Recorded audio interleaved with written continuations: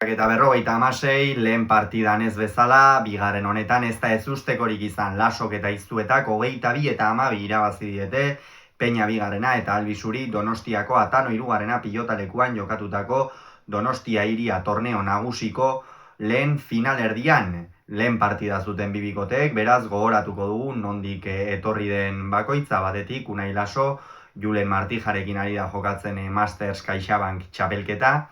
Martxel Iztu eta Masters CaixaBankean ari da kasu honetan Javi Zabalarekin, Jon Ander Peña B serieko Masters CaixaBankean ari da, baina bere kasuan Carmelo Lozarekin eta igandean jokatua gainera, Martxelek ere igandean jokatu zuen eta Jon Ander Albizu ere Masters nagusian ari da, Joseba Ezkurdiarekin. Partida hasieratik Iztuetaren nagusitasuna nabarmena izan da. Asko eman dio pilotari, beste behin ere frontisa bikain baliatu du, eta aipatzekoa, 3 egunetan jarraian jokatu du Tolosako atzelariak eta 3 partidak irabazi ditu. Haze uda osatzen ari den Martxel Iztu eta ikusgarria benetan Tolosako atzelaria ematen ari den maila,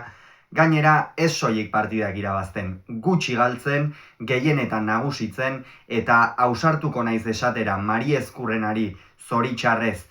kaioa iriki zaion honetan,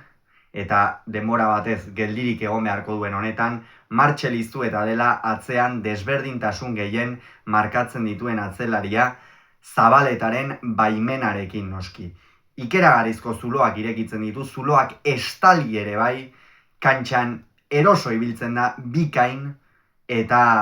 egiten ari denu da ikusgarria izaten ari da. Irabaztaile dabil, emaitza onak lortzen, eta horren isla da, 3 egunetan partida jokatu duela, igandean Bastidan, atzo Ezkarain, gaur Donostian, eta 3 irabazi egin dituela. Jon Ander Albizu, behartuta ez, ibili da asko galdu du, Iztuetak dominatu duenean askotan aurrelaria ere Unai Laso da, ez? Badakigu zenolako uda osatzen ari den Laso ere, arriskutsu dago, eta saiatu da pilotak entzen, baina askotan pilotak entzen saiatzen zarenean, goregi edo batzuetan Zabalera jotzen saiatzen zarenean ere, kanpora joateko arrisku hori badago. Peña parte hartzaile ikusi dugu, aurrean aukera apurrak izan dituenean saiatu da, eta jarrera ezin zaio ukatu Tolosako aurrelariari, baina gorriak askoz ere gehiago izan dira. Egia da, une batean, partida berdindua joan dela, 12 eta 8 heldu dira, gero 12 eta 9 ere hurbildu dira, eta hor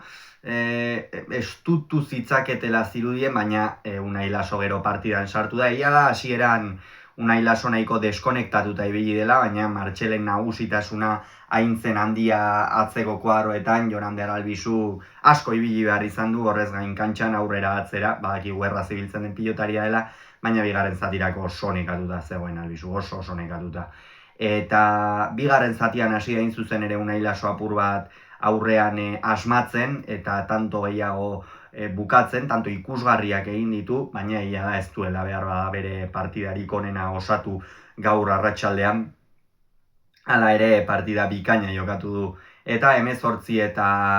10 iritsi dira, bigarren etenaldi horretara, eta hortik aurrera beste pare bat tanto egin dituzte, baina aipatu moduan askoz gehiago izan da Lasok eta Iztuetak irabazi dute, eta honen bestez,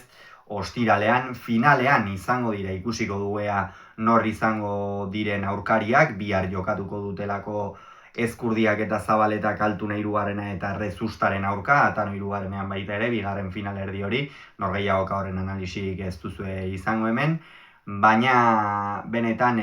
irabazten duen bikoteak irabazten duela final ederra geratuko da, Jokin Altunak badu premia, pentsa, 2 torneo jokatu dira dagoeneko, bietan Jokin Altunak parte hartu du, eta oraindik ez du final bat ere jokatu uda osoan zehar lauterdiko hori kenduta. Beste binakako txapelketez ari naiz, lauterdian bai, Unai Lasoren aurka galdu zuen, baina geroztik emaitzak ez ditu lagun, amezketako aurrelariak, eta ikusiko dugu, ea bihar ze partida jokatzen duen, eta ea emaitzen bolada kaskar horri, amaiera emateko aukera duen atzelari laguna behintzat bikaina du horretarako. Gogoratu beraz, Lasok eta Iztuetak 22, Peña Bigarrenak eta Albisuk 12 Donostian.